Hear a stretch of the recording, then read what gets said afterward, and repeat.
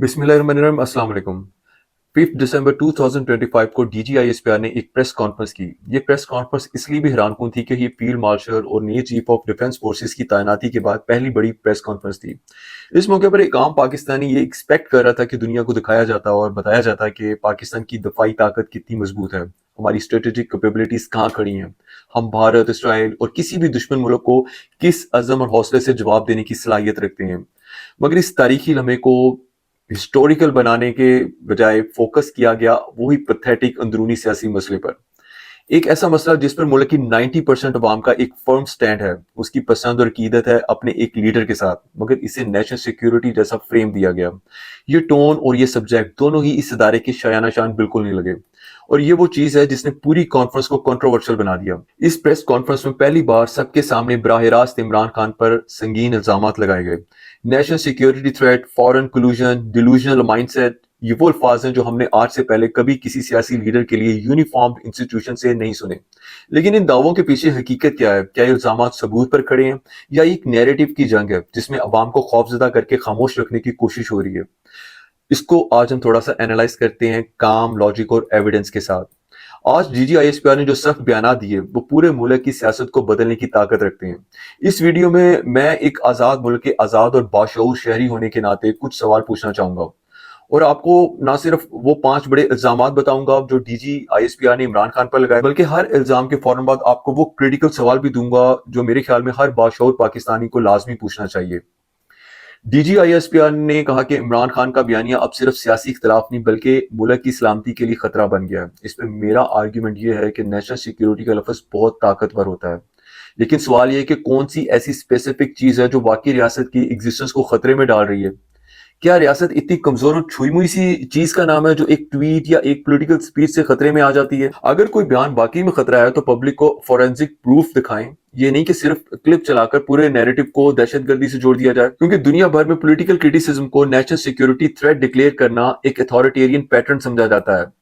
DJI इस पर ने इमरान खान की शख्सियत को निशाना बनाते हुए कहा कि सारा बयानिया ईगो और ज़हनी बीमारी का नतीजा है। इस पर मैं पूछना चाहूंगा कि क्या किसी भी सियासी लीडर के आइडियाज को गलत या ठीक कहना आपके इदारे की डोमेन में है? किसी को पर्सनली अब्यूज करना या मेंटल कंडीशन पर हमला करना ये रियासती इदारों की जुबान नहीं होती। इंस्टीट्यूशंस की क्रेडिबिलिटी जबान से बनती है, अल्फाजों के बेहतरीन इंतखाब से बनती है। अगर आप लॉजिक से जवाब देंगे तो कौम शायद कायल भी हो जाती, लेकिन पर्सनल अटैक करने से ऐसा लगता है कि दलाइल काम और गुस्सा ज्यादा आप दिखा रहे हैं, और ये खुद अदारे की न्यूट्रलिटी पर सवाल उठाता है। डीजी साहब ने दावा किया कि इमरान खान का बयानिया फॉरेन एलिमेंट्स खुसूसन भारत के साथ मिलकर एम्पलीफाई होता है। अपने मुल्क का एक रियल स्टेक होल्डर होने के नाते मैं ये समझता हूँ कि ये एक बहुत बड़ा इल्जाम है, लेकिन सिर्फ इंडियन मीडिया की क्लिप दिखा देना, कुछ अकाउंट्स के ट्वीट दिखा देना, या ये कोलूजन का सबूत नहीं होता। कोलूजन साबित होता है फंडिंग ट्रेल से, आईपी लॉग से और कम्युनिकेशन इंटरसेप्ट से। अगर रियासत के पास ये सब मौजूद हैं तो उसको साबित करें, दिखाएं। आज उसको पब्लिक किया जाता, वरना हर वो बात जो हमारे हक में ना हो उसे इंडिया स्पॉन्सर्ड कहना ये सिर्फ एम्बिग्यूटी बढ़ाता है, क्लियरिटी नहीं। डीजीआईएसपीआर ने कहा कि इमरान खान और पीटीआई ने ऐसी कोशिशें की जो आईएमएफ डील को नुकसान पहुंचा सकें। मेरा आर्ग्यूमेंट इस पर यह है कि आईएमएफ एक ग्लोबल इंस्टीट्यूशन है, किसी एक सियासी लीडर के खत पर वो कभी अपना मुआहदा नहीं रोकता। हमारा मसला पॉलिटिकल इंस्टेबिलिटी और फ्लॉड इकोनॉमिक्स है। अगर हकीकी सबूत मौजूद हैं तो वो खत, वो टाइम स्टैम्प्स और ऑफिशियल रिस्पॉन्सेज अवाम के सामने रखें, वरना ये इल्जाम सिर्फ पॉलिटिकल टूल लगता है। फैक्चुअल केस बिल्कुल भी इसमें नजर नहीं आ रहा। डीडी साहब ने मजीद ये कहा कि रिमिटेंसेस को रोकने की मुहिम और सिविल डिसओबीडियंस का नैरेटिव मुल्क को माली नुकसान पहुंचाने के लिए चलाया गया। मैं इस पर यह पूछना चाहूंगा कि सिविल डिसोबीडियंस पूरी दुनिया में एक लेजिटिमेट सियासी अमल समझा जाता है, चाहे हम इसे पसंद करें या ना करें, लेकिन ये एक फैक्ट है। रिमिटेंसेस कम होना अगर सियासी नैरेटिव की वजह से है तो हुकूमत डाटा सामने रखे, कितनी कमी हुई, किस शहर में हुई, किस हल्के में हुई, किस पीरियड में हुई। विदाउट डाटा ये इल्जाम सिर्फ एक स्टोरी है, साबितशुदा हकीकत नहीं। आप एक अजीम इदारे को रिप्रेजेंट कर रहे हैं और महज अल्फाज के थ्रू इल्जाम लगाकर खुद को बरी-ओ-ज़िम्मा नहीं कर सकते। डीजीआईएसपीआर ने सख्त अल्फाज में कहा कि जो कोई फौज और अवाम को अलग करने की कोशिश करेगा, फौज बेड़ नकल जवाब देगी। मेरा इस पे रिजर्वेशन ये है कि ये जुबान मुल्क की सियासत को मजीद पोलराइज करेगी। इंस्टीट्यूशंस हुकूमत के साथ होते हैं, अवाम के ऊपर इम्पोज नहीं किए जाते। जब एक फौजी तर्जमान सियासी जुमले बेड़ नकल इस्तेमाल करे तो ये खौफ नहीं बल्कि कंफ्यूजन पैदा करते हैं कि इदारे सियासत में खुद को कितना डिस्टेंस में रखे हुए हैं। एक बेटर अप्रोच ये होती है कि हम एविडेंस अदालत में रखेंगे, فیصلے انسٹیٹیوشنز نہیں، لا کرے گا، قانون کرے گا، جوڈیشری سسٹم کرے گا.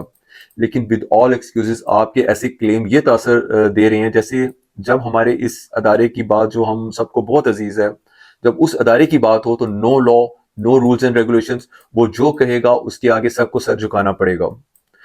مجھے بھی تو یہ سمجھ نہیں آئی کہ اس پریس کانفرنس کا مقصد کیا تھا. یہ سب ایسے وقت میں کیا گیا جب ملک میں سی ڈی ایف کی تعیناتی، نئی اسٹریٹجک پوسٹنگز، سیاسی کنٹینشنز اور پی ٹی آئی کے ساتھ ایک فریش کنفرنٹیشن سب ایک ساتھ چل رہا ہے. میرا اس پہ سوال یہ ہے کہ ٹائمنگ ہمیشہ نیریٹو کو ڈیفائن کرتی ہے. اگر یہ خطرہ مان لیں کہ واقعی سالوں سے تھا تو آج اس کو کیوں دکھایا گیا، آج اس کا کیوں واویلا کیا گیا؟ اور اگر آج ہے تو اس تھریٹ انٹیلیجنس کو پہلے کیوں شیئر نہیں کیا گیا، آج یہ کیوں بتایا؟ یہ سوالات ہر عام پاکستانی کے ذہن میں آتا ہے، اور یہ سوالات پوچھنا کچھ جرم نہیں، یہ ہمارا آئینی حق ہے. ملک صرف اداروں سے نہیں بنتا، عوام اور سچائی سے بنتا ہے. D G I S P R کے الزامات سنگین ہیں، مگر سنگینی کے ساتھ ثبوت نہ ہونے کا بوجھ بھی اتنا ہی سنگین ہوتا ہے.